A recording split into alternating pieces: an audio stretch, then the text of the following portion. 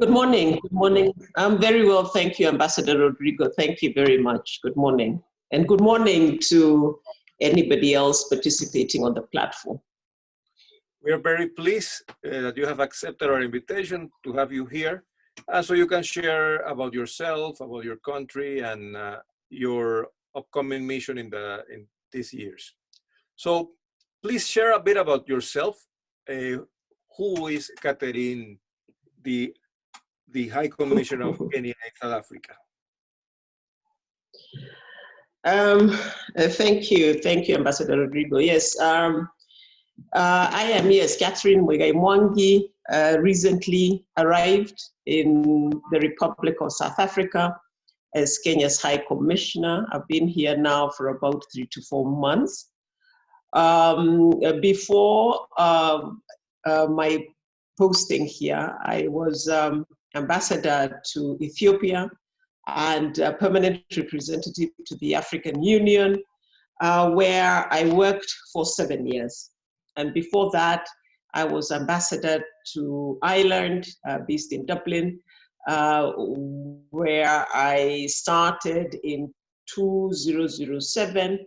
I was the first resident ambassador of Kenya to Ireland, so I set up that mission. It was an extremely fulfilling time for me. The Irish have a record and a history of engaging with the African continent, especially in the area of education and health. My time in Ethiopia was also extremely exciting and productive, especially working at the African Union, where we gather as the 55 member states of the African Union to discuss issues pertaining to Africa, to look at the challenges and what would be the possible solutions to these challenges, especially on a continental front, to look at the opportunities and see how best we can take advantage of the opportunities. So it was an exciting 7 years of my life.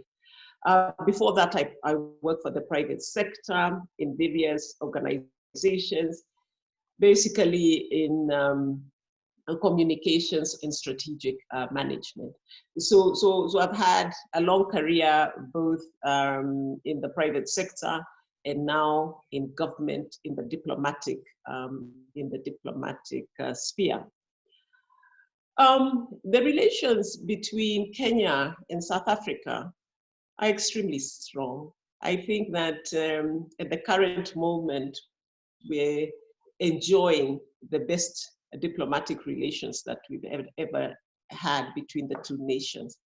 And that's my intention is to take advantage of that, to take advantage of the political goodwill that exists between the two countries from the top leadership, and also the acceptance of both peoples, of South Africans in Kenya and Kenyans in South Africa.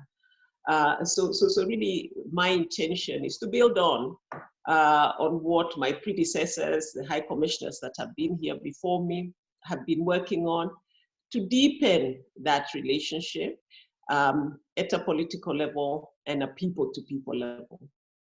So I think one of my really critical agendas is trade and investment. Currently, the trade is skewed in favor of South Africa. They have benefit. The exports into Kenya are bigger or larger than the exports from Kenya into South Africa. So that is one of the areas that I intend to focus on, and also on foreign direct investment from South Africa into Kenya, by ensuring that we are speaking to potential investors who would be interested in the areas that Kenya is currently focusing on for investment. And the other thing that I think will be important is to look for opportunities for people-to-people diplomacy. It's having, you know, good political relations, even trade is wonderful, and that must be what we work for. But I think there's also benefit in the citizens of Kenya and the citizens of Africa, I mean of South Africa, having opportunity to engage. And one of the things that I see that there's opportunity is something like sports. I think sports bring people together in a very positive manner. Kenya is obviously, as you know, very strong in their long distance running, marathon running. And we have great opportunities for training in Kenya for long distance. We have people coming from all over the world to come and train in Kenya. South Africa is obviously very strong in their rugby, football. So I think there's opportunity here for us to engage and develop relations in that area. In the area of culture, especially music and art. Again, South Africa is very strong in music, excellent music. Kenyans love South African music. So how can we get our musicians to come together, artists to come together? So these are some of my thoughts, initial thoughts. And of course, then there's the issue of the Kenyans in South Africa, what I guess we call diaspora. That's a big responsibility for me as well, to engage with them, to ensure we're in constant communication, that I'm ensuring that if they have questions, challenges, the mission can step in and support diaspora in what they're trying to do. So really briefly or longly, those are my initial thoughts, Ambassador Rodrigo. Thank you very much. So you mentioned areas of investment. As you might be well aware, Embassy Direct has a network of members, many of them involved in business. So it would be very interesting to know what are those expectations of investments, of business opportunities that we could bring in our members and other South Africans that could be interested in your country. Okay. The current administration under His Excellency President Uhuru Kenyatta has got what he calls his Big Four agenda. The Big Four that will impact on the lives of Kenyans. And one of them is manufacturing, to increase manufacturing so that manufacturing raises employment immediately. But secondly, so that we have the opportunity to export final product as opposed to raw product. So manufacturing is one of the big areas that Kenya is focusing on, and agribusiness. Again, we are primarily an agricultural country, exporting our coffee, tea, horticulture, and especially the coffees and teas. We're looking to process those and process many other agricultural products. So as I said, again, to export processed final products as opposed to raw products. Obviously, we all know why. The revenues from processed, final goods are higher than the raw products. Then we're looking at affordable housing. That's a big one, seeking investment in affordable housing. Again, for Kenyans who need a housing that is affordable, but that is decent and has dignity. So affordable housing is another area that is a wonderful opportunity for investment, and is something that has attracted interest from several investors, but there's still room for investment in that. The other area is issues of food security. How do we upscale our production of food?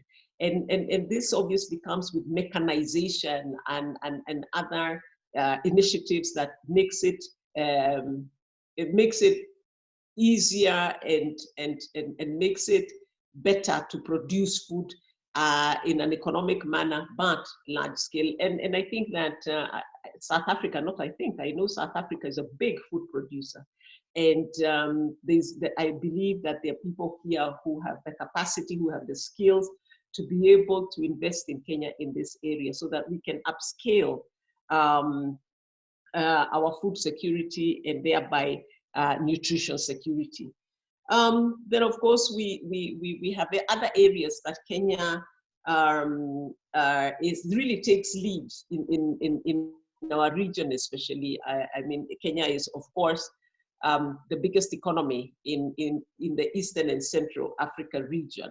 And the other areas that Kenya is big on, and there's opportunity for investment, is financial services, communication, transport, tourism and hospitality, and areas of the blue economy. And this has something that Kenya has, President Kenyatta has been championing, the blue economy, seeing it as an alternative area of people earning a living out of not just the oceans, not just lakes, but even in the rivers. What can we do with this resource to optimize on its return? So these are the areas, large, in brief, that of course, and transport and mining. And mining, South Africa leads in that area. And I think there's a big opportunity in that area. So generally, those are the areas that there's opportunity for investment. Are there Chamber of Commerce of Kenya in South Africa, or who can we, our members, approach at your mission in search of information about trade? And at the same time, could you let us know, and our viewers, if there's any agreements or treaties in place that protect investments of foreigners, especially South Africans, in your country? Okay. As we speak, there is several Kenyans and several South Africans who are in the process of setting up a chamber. And it will be driven, of course, by the private sector, and it will be both Kenyans and South Africans who will do exactly what you're saying, partner with the mission, with the High Commission, to be able to promote trade and investments and answer those questions, and bring people together, business to business, people to people. So promote that, because obviously, even as an embassy, that is obviously, as I said, one of our primary objectives, but we also are limited in terms of how much we can do. But currently, of course, the mission must be your first to go place. The Kenya mission here in Pretoria is the first to go place, because once there's a question, we can either answer it immediately. Once there's a need, we can fix it immediately, or we can then get the correct information or persons to deal with that issue for the benefit of those who are interested. So right now, the High Commission in Pretoria is the first to go to place to be able to deal with that issue, and with a well set up unit within the mission that handles those trade and investment interested questions and needs within the High Commission. And those are then channeled to Kenya, but eventually the mission is responsible for ensuring that answers are given, or anybody maybe who needs to go to Kenya, they are facilitated to do so. Meetings that business people wish to have in Kenya, they are facilitated through the mission. So the mission really is, so to speak, a one-stop shop where all this can be dealt with. You mentioned tourism as one of your main activities and areas for exploring investment. Two questions there. In regards to visas, the existence of visas for South Africans to visit your country, and what is the current situation in regards to traveling and the COVID restrictions that are worldwide imposed? Okay, the good news is that South Africans receive visas on arrival. So there is no issues with visas. This is something that has been in place for a long time. So in terms of visas, that is it's straightforward visas on arrival. And just to say that, as you know, the issue of integration of African countries is big on the agenda, and it's something that both Kenya and South Africa believe in. And what really to achieve integration, we must have free movement of people and goods and services. Otherwise, then its integration will never be realized. So these are some of the things that countries will have to be speaking to each other about: visa-free regimes. I think that's an important element, ingredient of promoting integration and, of course, promoting trade within the continent. As you know, the African Free Continental Area protocols were all signed, and it was launched in January of this year. So basically, Africa is now really preparing to trade amongst itself more and more than it ever has. And things of visas definitely will have to be handled. But what I can say immediately is that South Africans receive visas on arrival in Kenya. COVID protocols, like in most countries, one must have PCR, COVID-free test and certificate before they enter the country. That's basically it. That as long as you have a COVID-free certificate, one can enter the country. So really, for South Africans, there's no special protocols regarding COVID. It is what we have put across for all other countries, and that is what pertains to South Africans. Last year, we had the opportunity to sponsor, together with the High Commission of Kenya, a introduction of your tourism sector to our viewers. Please tell us, what are those places, if I was a first visitor to Kenya, that you would recommend us to come and see? Okay, Kenya has been in the tourism business, so to speak, for many years. So we have a very developed tourism sector, providing for a variety of attractions. But one thing is also that we are renowned for is the quality of our product, both in terms of the infrastructure and in terms of service delivery. I mean, over years, I believe, have perfected the area of tourism. So the big thing, our game parks. We have several game parks, and of course, one of the things that is a big attraction is the Big Five, that attracts a lot of visitors. And I know that South Africa also has game parks, but I think there's a difference in the manner in which these game parks in Kenya are compared to South Africa. And I'm not going to go into that. This will be something for South Africans to come and explore and discover. But really, the game parks are a special attraction. Of course, then we have the coast, and along the coast, we have a variety, of hotels that really suit any taste and any class and any need.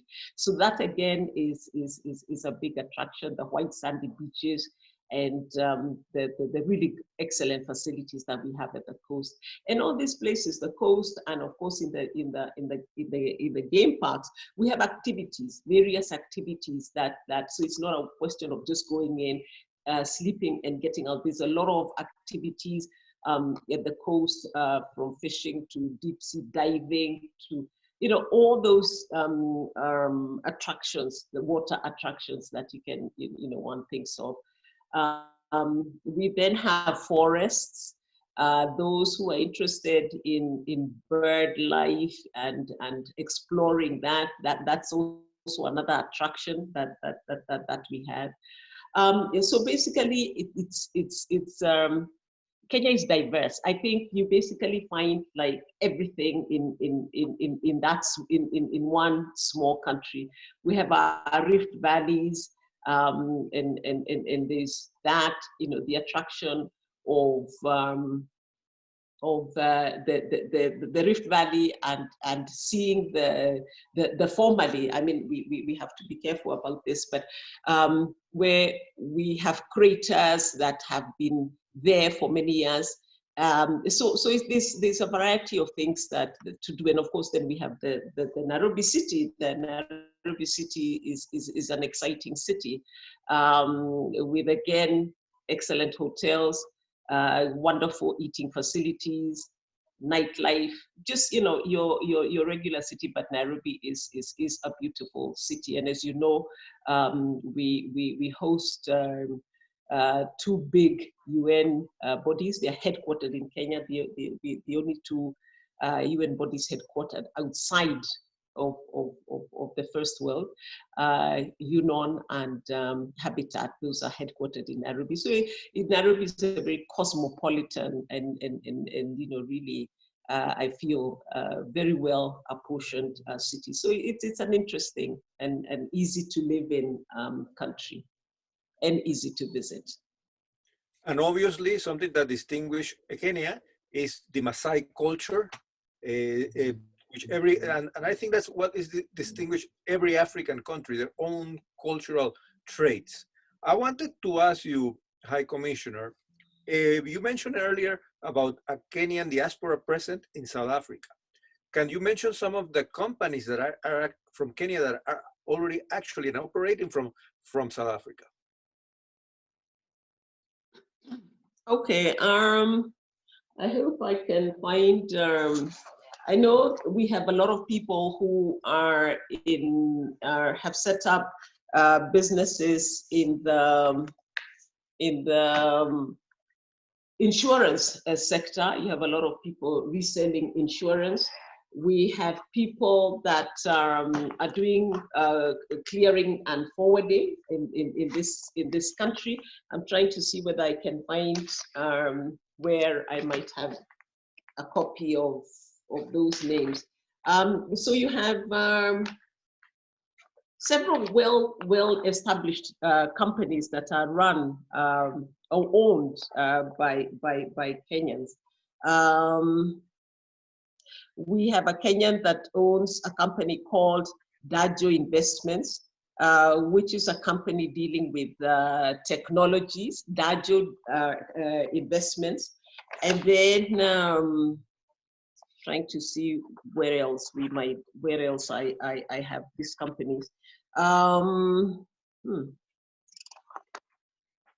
Okay, sorry, I can't seem to find that straight up. As I said, I've been here for a very short time, so these are not things that I can remember easily. But yes, we do have Kenyans in business, and really the businesses they are in is in technology, especially ICT. I think there's a lot of them in that business. There's the Kenyans who own businesses in freighting, forwarding, and clearing. Kenyans that, as I said, are in reselling of insurance. Many of them are selling cultural artifacts from Kenya, arts in the various towns. So they're in varied businesses, yeah. And obviously your national carrier, air carrier, Kenyan Airlines, is also present in South Africa. And I understand that there's direct flights to Nairobi from Johannesburg. So, High Commissioner, last year we had the opportunity also to collaborate with your Golf Day. What are the activities planned for the rest of the year for the High Commission of Kenya in South Africa that our viewers could eventually get involved as well? Okay, yes, let me just confirm that yes, Kenya Airways does fly direct from OR Tambo every day, and on 5 days of the week, they have 2 flights. So the direct flight back and forth from Nairobi, from OR Tambo to Nairobi and back. Yes, indeed, there was a very successful golf day that was organized last year by the Kenya mission, and with support, great support that we received from various organizations and individuals, and really that is what contributed to the success of that particular event. It is our desire as the mission to repeat and have another golf day towards the end of the year, and we're looking at November, December. But let me say that what is determining what we are able to do is the situation of COVID. So because it is so uncertain on how COVID numbers are going to behave, it's also very difficult for us to plan too much. But the golf day, which was such a success and gave us such a good opportunity to cooperate with both South African companies and Kenyan companies and Kenyan diaspora, is a wonderful opportunity, and we don't want to lose that. We gained great mileage, and we don't want to lose that opportunity. So this is something that we've planned for, but of course subject to what happens later on in the year. We also have, of course, our National Day, which is early December, on December 12th. So traditionally, that will be something else that we will be celebrating. We would have, of course, wanted to, and we're working towards having that, is to have a trade mission. Kenyan business people coming here, and we organize a trade mission where we can have B2B, people-to-people, business-to-business interaction. And we would bring in people who are in the sectors that South Africans would be interested in, or sectors that Kenyans are interested in Kenya, so that we facilitate that people-to-people interaction. But again, this will be, of course, subject to how COVID treats us. And this is something we're proposing for September, October. So these are things in the pipeline, and we are planning for them, and we're seeking that we will be able to partner with like-minded organizations and companies, and so that we can coordinate and cooperate and put together really successful activities, whether it's the trade mission or the golf. Excellency, we would really like to thank you today for your time and sharing all this useful information for our viewers at Embassy Direct. But before you leave, we are about the good news, and we would love to hear a motivational message from your side to all our viewers. Oh, okay. I guess in these times that are uncertain and have been difficult for all of us, I think the one thing I've learned and that I'd like to share is in all this, we continue to make every effort to work around and with the situation of COVID. We can't give up. We can't sort of close our books or sit down and say, there's COVID, there's nothing we can do. I think we must, all of us, get up every morning determined to do better than we did yesterday, and really look forward to building better after COVID. But we can't build better after COVID if we're not engaging right now. So even now, with all the challenges, we must be focused, we must remain committed, and we must really remain on course on what was our vision, what was it we intended to achieve, how can we move it forward despite the challenges of COVID. So I think for me, it's just ensuring that we don't give up. we're not disappointed and disillusioned to the point of giving up, but that we really look forward to a better tomorrow or next month or next year, and we work towards that. Embassy Direct wants to take the opportunity now to reiterate our support and commitment with the High Commission of Kenya through our member network. Anything that we could assist the High Commission and yourself, please, you know that doors are open for your mission. Thank you again, High Commissioner, and we wish you well. Thank you very much, Ambassador Rodrigo. Thank you very much.